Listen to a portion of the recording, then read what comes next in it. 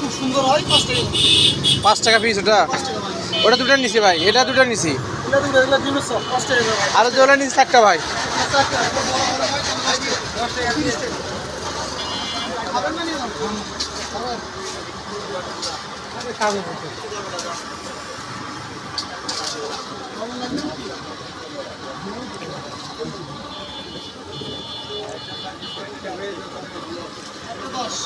ভাই আমার 30 টাকা দিলেন। থ্যাংক ইউ ভাই, সমস্যা নেই, আমিও আমাদের দিচ্ছি ভাই।